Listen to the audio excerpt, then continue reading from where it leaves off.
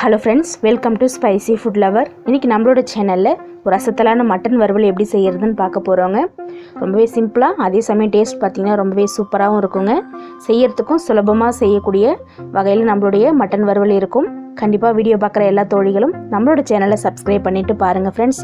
பார்க்கவே எவ்வளோ கலர்ஃபுல்லாக இருக்குது பாருங்கள். டேஸ்ட்டும் அதே சமயம் ரொம்பவே சூப்பராக இருக்குங்க. வாங்க எப்படி செய்யலான்றதை இந்த வீடியோவில் பார்க்கலாம். இன்றைக்கி மட்டன் வறுவல் செய்யறதுக்கு 1/2 கிலோ அளவு மட்டன் எடுத்துருக்குங்க.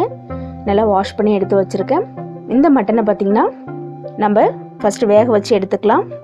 ஒரு குக்கரில் நம்ம வாஷ் பண்ணி எடுத்து வச்சுருக்கிற மட்டன் பீசஸை சேர்த்துக்கலாம். மட்டனை வந்து குட்டி குட்டி பீசஸாக கட் பண்ணி எடுத்துருக்கேங்க. வறுவலுக்கு அப்போ தான் சூப்பராக இருக்கும். எல்லா மட்டனையுமே சேர்த்துட்டு இதில் 1/2 டீஸ்பூன் அளவுக்கு மஞ்சள் தூள் சேர்த்துக்கலாம். மட்டன் வந்து மூழ்கிற அளவுக்கு தண்ணி சேர்த்துட்டு ஒரு 3/4 டம்ளர் அளவு தாங்க தண்ணி சேர்த்துருக்கேன்.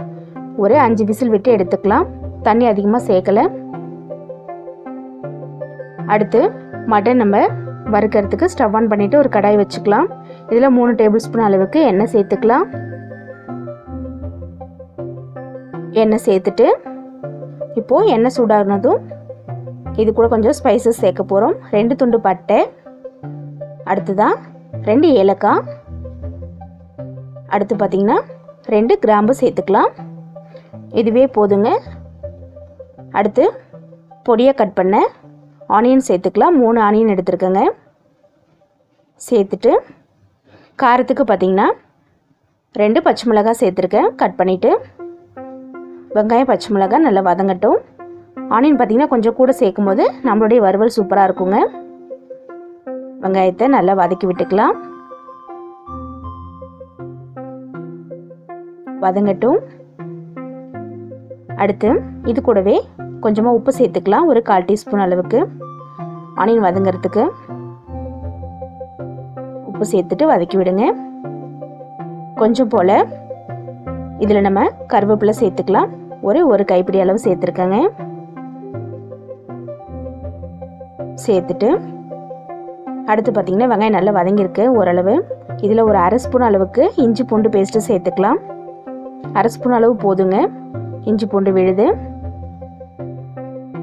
இது பார்த்திங்கன்னா நான் வீட்டிலே அரைச்சி வச்சுருக்கிற இஞ்சி பூண்டு விழுதுங்க. சேர்த்துட்டு அதோட பச்சை வாசனை போகிறளவு நம்ம வதக்கிக்கலாம். வதங்கினதுக்கு அப்புறமா பாருங்கள் நல்ல கலர் மாறிடுச்சு.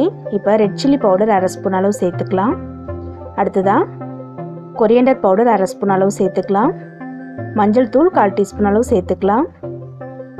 அடுத்து மட்டன் மசாலா தூள் ஒரு 1/2 ஸ்பூன் அளவு சேர்த்துக்கலாங்க. சேர்த்துட்டு இது கூடவே ஒரு 1/4 டீஸ்பூன் அளவுக்கு கரம் மசாலா எடுத்துருக்கேங்க. வாசனைக்காக சேர்த்துக்கலாம். பெப்பர் பவுடர் பார்த்திங்கன்னா 1/2 ஸ்பூன் எடுத்துருக்கேன். நம்ம மட்டன்லாம் சேர்த்துட்டு கடைசியாக ஒரு 1/2 ஸ்பூன் அளவுக்கு பெப்பர் சேர்த்துக்கலாம். இதில் இப்போ ஒரு 1/2 ஸ்பூன் அளவு மட்டும் சேர்த்துட்டு இந்த மசாலா எல்லாத்தையுமே வெங்காயத்தோடு நல்லா வதக்கி விட்டுக்கலாம். அடுத்து நம்ம வேக வச்சு வச்சுருக்கிற மட்டனை வந்து சேர்த்துக்க போகிறோங்க. தண்ணியோடு சேர்த்துக்கலாம். நான் மட்டனுக்கு வந்து பார்த்திங்கன்னா 3/4 டம்ளர் அளவுக்கு தான் தண்ணி சேர்த்துருந்தேன். அந்த தண்ணி மட்டுமே போதும். தண்ணியோட மட்டனையும் சேர்த்துக்கலாம். மட்டன் வந்து நல்லா வெந்துடுச்சிங்க. அதனால் இதுக்கப்புறம் எக்ஸ்ட்ரா தண்ணி சேர்க்க தேவையில்லை. சேர்த்துட்டு நல்லா கலந்து விட்டுக்கலாம். இப்போ நம்ம இதில் எக்ஸ்ட்ரா தண்ணி எதுவுமே சேர்க்க போகிறதில்ல. இப்போ மட்டன் சேர்த்ததுக்கப்புறம் உப்பு சேர்த்துக்கலாம். நம்ம ஏற்கனவே ஆனியன் கொஞ்சம் உப்பு போட்டிருக்கோம். அதனால் ஒரு 1/2 ஸ்பூன் அளவுக்கு உப்பு சேர்த்துக்கலாம். சேர்த்துட்டு நல்லா ஒரு தடவை மிக்ஸ் பண்ணி விட்டுருங்க. இப்போது இந்த தண்ணியிலே நல்லா மட்டன் வெந்துருங்க. நல்லா ட்ரை ஆகிற வரைக்கும் நம்ம கொதிக்க விட்டுடலாம். கொஞ்சம் மல்லித்தழை சேர்த்துட்டு கொதிக்க விடுங்க. நல்ல ஒரு வாசனையாகவும் சூப்பராக இருக்கும் நம்மளுடைய மட்டன் கறி. கொதிச்சிட்ருக்கு பாருங்கள். இப்போ தான் கொதி வருது. இன்னும் கொஞ்சம் மல்லித்தழை சேர்த்துக்கிறேன். கொதிக்கும் போது அப்பப்போ கொஞ்சம் மல்லித்தழை சேர்த்தோன்னா டேஸ்ட் பார்த்திங்கன்னா ரொம்பவே சூப்பராக இருக்குங்க நான்வெஜ் ரெசிபீஸ்க்கெலாம். இப்போ நல்லா கொதித்து இந்த தண்ணி ஃபுல்லாக வற்றட்டும். ஒரு 5 நிமிஷம் அப்படியே கொதிக்க விடலாம். பாருங்கள் ஓரளவு தண்ணி வற்ற ஆரம்பிச்சிருச்சு. எண்ணெய் பிரிஞ்சு மேலே வருது. இது கூட ஃப்ளேவருக்காக ஒரு 7லேருந்து 8 முந்திரி பருப்பு சேர்த்துருக்குங்க. சேர்த்துட்டு நல்லா ஒரு தடவை கலந்து விட்டுக்கலாம். தண்ணி ஓரளவு வற்றி வர ஆரம்பிக்குது பாருங்கள். உங்களுக்கே நல்லா தெரியும். நீங்கள் முந்திரி பருப்பு வேணான்னா ஸ்கிப் பண்ணிக்கலாம். இன்னும் கொஞ்சம் தண்ணி நல்லா ட்ரை ஆகணும். கொஞ்சம் மல்லித்தழை தூவியிருக்கேன். தண்ணி நல்லா ட்ரை ஆகிடுச்சு பாருங்கள். மட்டனும் சூப்பராக வெந்துருச்சு. அந்த கலர் பார்த்திங்கன்னா நல்லா சேஞ்ச் ஆகிடுச்சு, உங்களுக்கு பார்க்கும்போதே தெரியும். வாசனை பார்த்திங்கன்னா ரொம்பவே சூப்பராக இருக்குங்க. இன்னும் ஒரு 2 நிமிஷம் போல் இருந்தால் போதும், நம்மளுடைய மட்டன் வறுவல் சூப்பராக ரெடி ஆகிடும்.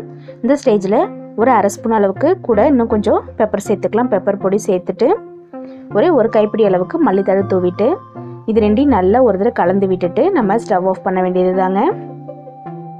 நல்லா பாருங்கள், மிக்ஸ் பண்ணியாச்சு. நம்மளுடைய நல்ல ட்ரையாக சூப்பராக மட்டன் வறுவல் செம்மையாக ரெடி ஆகிடுச்சிங்க. இதை நம்ம எல்லாத்துக்குமே சைட் டிஷ்ஷாக வச்சு சாப்பிட்லாம். டேஸ்ட் சூப்பராக இருக்கும். இதே மாதிரி நீங்களும் உங்கள் வீட்டில் மட்டன் வறுவல் செஞ்சு பார்த்துட்டு கமெண்ட் பண்ணுங்கள் ஃப்ரெண்ட்ஸ். இந்த வீடியோ பிடிச்சிருந்ததுன்னா மறக்காமல் நம்மளுடைய ஸ்பைசி ஃபுட் லவர் சேனலை சப்ஸ்கிரைப் பண்ணிவிட்டு பாருங்கள். லைக் பண்ணுங்கள், ஷேர் பண்ணுங்கள், கமெண்ட் பண்ணுங்கள்.